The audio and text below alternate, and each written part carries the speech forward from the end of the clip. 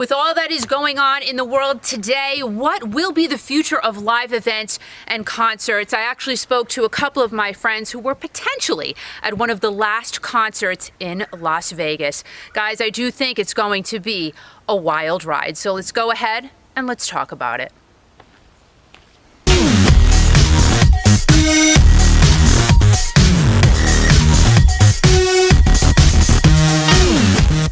Hey guys, my name is Kiki, and if you are new to my channel, welcome. What I like to do is talk about anything and everything classic rock. If you are not yet subscribed to my channel, please go ahead and hit that subscribe button down below, as well as the little teeny tiny notification ding dong bell, and every time I release a new video, you will be notified. Really? How cool. COVID-19, also known as the coronavirus, literally has our world in a tizzy right now, and I feel kind of strange talking about the climate of concerts, but I do feel like that is our climate. That is part of our nature. It's been part of our lives. So it's something that really could and should be talked about, because what is going to happen next? COVID-19 is definitely a major risk for people over 60 years of age. And let's face it, classic rock fans are between the 50 and 65 age group. So also we have artists that are within that age group, even older than that. We have Elton John, we have the Rolling Stones, and we have the two Journey guys who are left standing. They all fall into that extremely high risk category of being possibly infected by this crazy wide-spreading disease. Neil Young, he canceled his tour with Crazy Horse,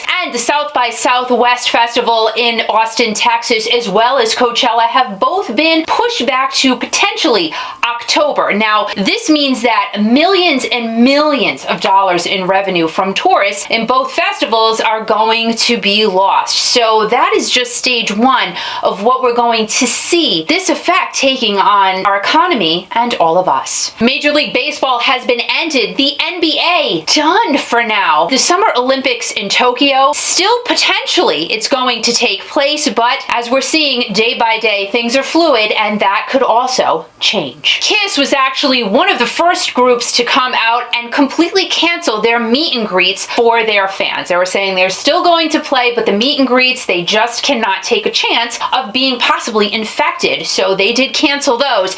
And Sammy Hagar canceled his tour completely in Chile and in Spain. Santana and Whitesnake have completely canceled their tour overseas, and Pearl Jam was the first band to completely cancel their concerts here in the United States. Bret Michaels, who is a type 1 diabetic, so his immune system is of course compromised, he canceled his appearance on the most recent 80s cruise, but who did end up going. I know Patti Smythe was there, and also my friend John Payne, former lead singer of Asia, he did do his performance on the cruise with his amazing band, and he also cooked for fans. Van Morrison was one of the final artists to really wiggle through this whole thing. He had a concert scheduled in Paris on March 9th, so what he did was he split the night up into two, because what Paris officials did was cancel any event with over 1,000 attendees. So Van Morrison was lucky enough to be able to split that night into two parts. So fans of 500 went to the first part of his show, and then 500 fans went to the second part of his show. So he performed twice on that night, actually making fans happy and cutting through the red tape. A good friend of mine, Shelley, and her husband Dennis actually just came back from Las Vegas. They went to go see the group 311. I'm just curious to hear from her and her husband how the climate was there in Vegas, because guys, pretty much everything is on hold there in terms of shows and nightclubs at this point. Talking to my good friends Shelley and Dennis, they decided to go see their favorite band on the planet, 311, in Las Vegas, but I'm guessing you guys planned this a long time ago. What happened as all of the world events started to roll out? Did you reconsider going, or what happened? Well, Kiki, we planned the trip starting probably a year ago. Got our tickets about 6 months ago, and when all of this craziness started to happen, our only concern was that we weren't going to get to see them. We never crossed our minds to not go. Right. It's our favorite band, and we had been looking forward to this for a long time. It was our first 311 day, and we really wanted to experience it. And so, so we never we never thought twice about going, no. There was never a doubt in your mind saying, you know what, maybe we should cancel this. I mean, all of this craziness has been happening and unfolding right before our eyes. No, we really didn't. Honestly, our only concern was that we were going to get stopped from going. And that was the only thing we were concerned about, was that something would happen and we wouldn't be able to get there and experience it. And I have to say, honestly, and I did text you this, that I feel this is probably one of the last shows that happened for a long time to come. So you should feel really fortunate. A, we know it's your favorite band, but B, that you got to experience this, because I don't think, like I said, live music is going to be a thing for a bit. Yes, actually, I'm a member of a couple of Facebook pages, and someone did post that they believe that the last night of 311 Day, which was Friday night, the 13th, was the last show that was played in Vegas, actually. That's crazy. Yeah, because now Lionel Richie, Diana Ross, those residencies have been completely canceled. They haven't been put on hold. They've been canceled. And, we have Elton John, Aerosmith, all of these other huge bands, the Rolling Stones. Everything has been put on hold. So you are very fortunate. Nightclubs in Vegas are closed now. So tell us about traveling there and then traveling home. What was the difference of the two? Well, I have to say, traveling there everything seemed normal. Our flights were full. Airports were busy. We flew out of Green into Chicago, into Midway, and from Midway to Vegas, and it was very busy and just like normal. The way home, the airport was not as full.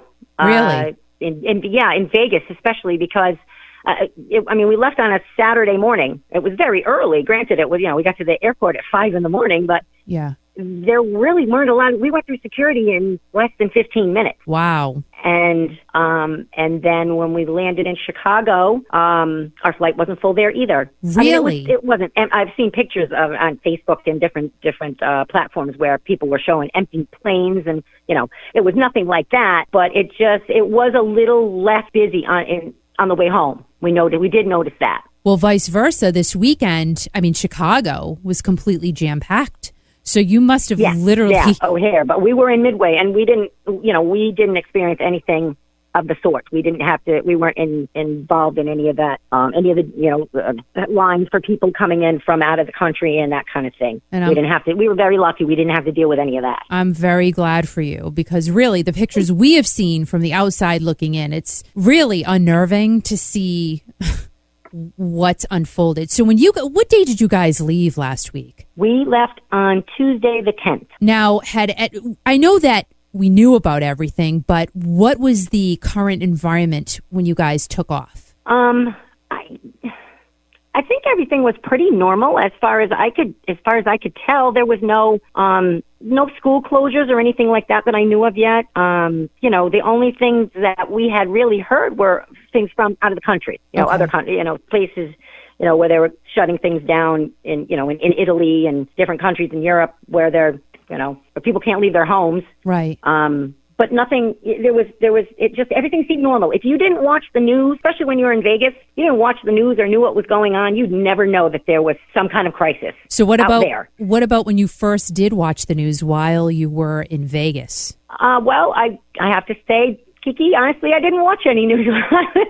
Good for you, probably, because do you think you would have been unnerved by everything going on? I'm not, honestly, because it wasn't happening around us. Yeah. I don't think so. No, I don't think so.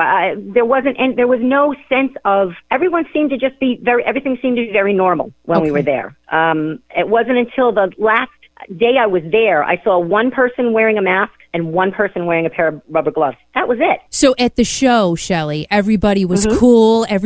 How was the mood there? The mood was, it was unbelievable. Everyone was people were hugging, people were high-fiving, people were dancing, everyone was the unity was there, the love was there. Yeah. Everybody had their hand sanitizer, and we were all joking about washing our hands, and, but it was a normal, everyone seemed normal. It didn't seem to really affect a lot of people.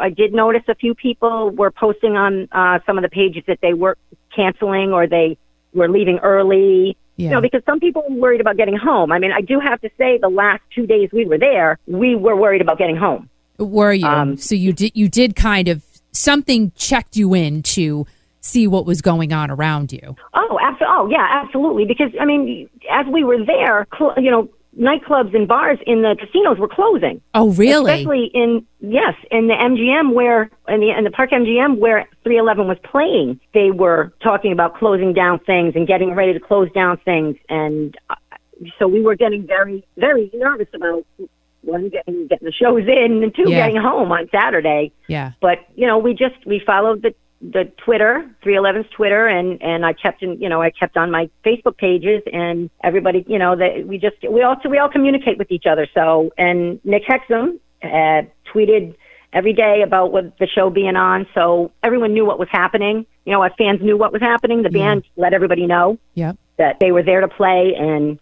this is what was going to, and it was going to happen. We were going to do it. They're very fortunate. You're very fortunate. I'm so glad you guys are back safe. But literally, I do think that you attended the last concert in Vegas at that point anyway. Yep.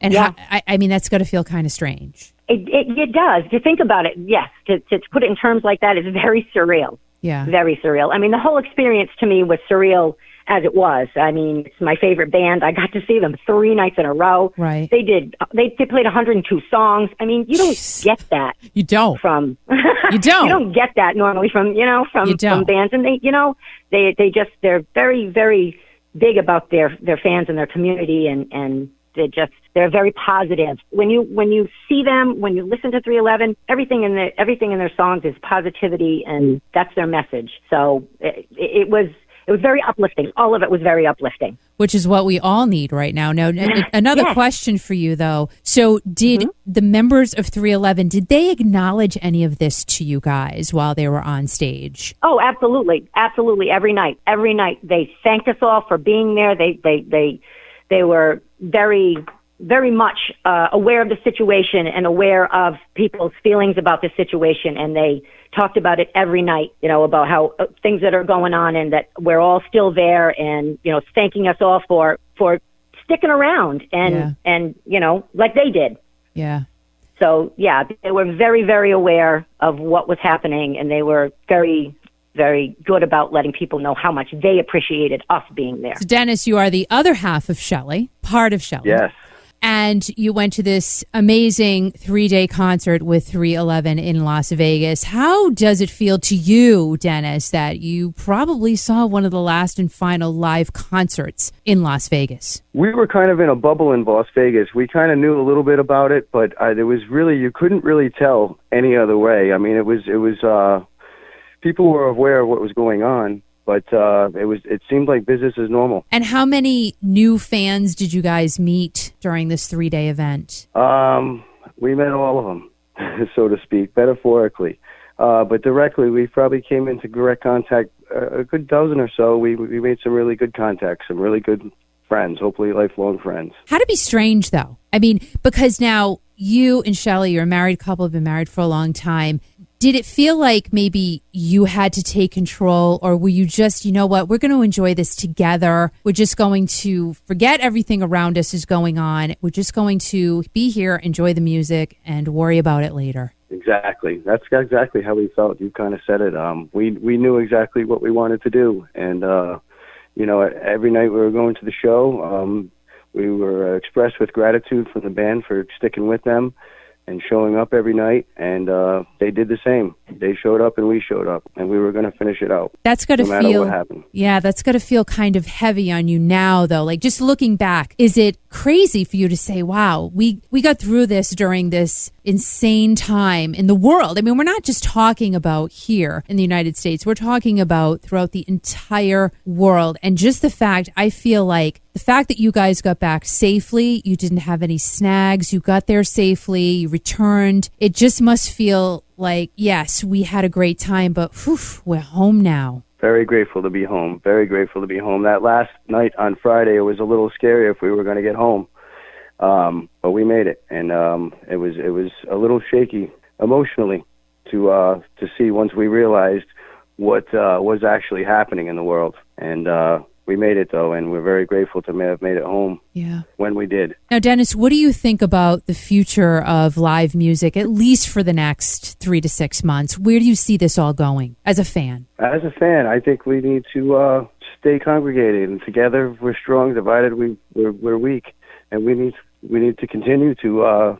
Music is a language for everybody understands. Everybody can connect with music, and music connects everybody together. Right. So I think that's the one thing that we should definitely keep together. All nightclubs have been temporarily closed. Residencies like Lionel Richie and Diana Ross have been postponed. So not all artists will have the luxury of doing what Van Morrison was able to do, because again, guys, everything in this situation is changing by the day and really by the minute. So big question is, for these summer tours, what is going to happen going forward? Slaughter, Rat, Skid Row, and Tom Kiefer were supposed to head out on the road in just a couple of months. Will that still happen? We just don't know. And what about the big, ginormous Motley Crue arena tour with Joan Jett, Def Leppard, and Poison? We do know that Bret Michaels did cancel his appearance on the 80s cruise, so will he also have to cancel this arena tour with the rest of the bands? The big tour is scheduled to kick off on June 18th in Jacksonville, Florida, so big question looming here is, will you still go if you purchase tickets? Or will you try to get a refund just because of social distancing? Today, as I'm recording this video, it's March 15th. This won't come out for a couple of days. Who knows what's going to happen within the next 40 hours when I do release this. So we're just talking 48 hours here. What about between now and June? What is going to happen across the world? Live Nation announced they lost $1.8 billion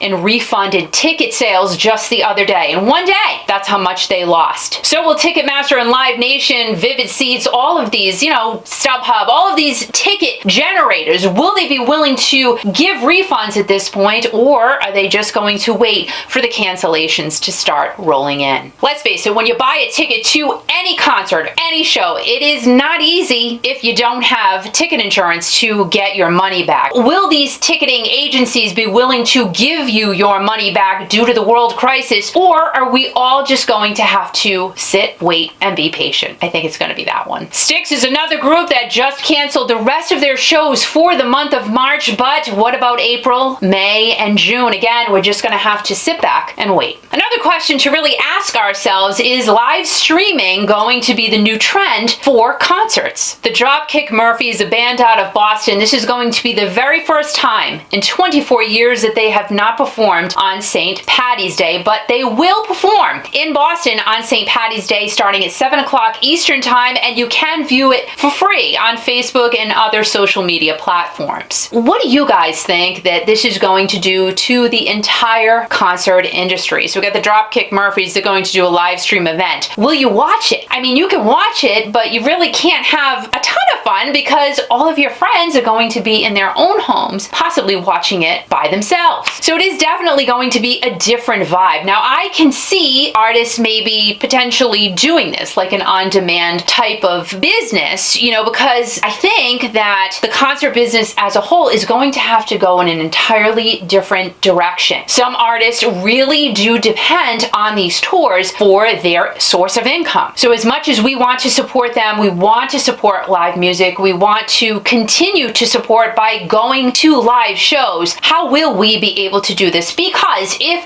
artists do intend on, doing live streaming, they're going to have to charge a fee for that. I think the great thing is, if you have the means to do it and they do choose to go this way, this definitely will be an avenue that can be explored and could be a possibility. Will social distancing put an end to the entire concert experience? At this point, we just don't know. I certainly hope not. I believe in everybody. I believe in our people. I believe in human beings as a whole, of course, just like the rest of you do. But I do think that this is definitely going to change the world as we know it. So what can we do here? Well, the first thing is to take care of ourselves and, of course, take care of our families around us. Second, be educated and basically just be aware. Now, we are all here because we all love music, and my husband and I just started an internet radio station, Kiki.fm, just a couple of months ago, and it's just amazing how things have changed since then. What we do is play nonstop classic rock because that is the music that we love, that is the music we care about. If you want to just take a break, please take a listen to Kiki.fm. You can get it on your phone, you can get it in the App Store, you can get it on your desktop. If you just want to take a mental break,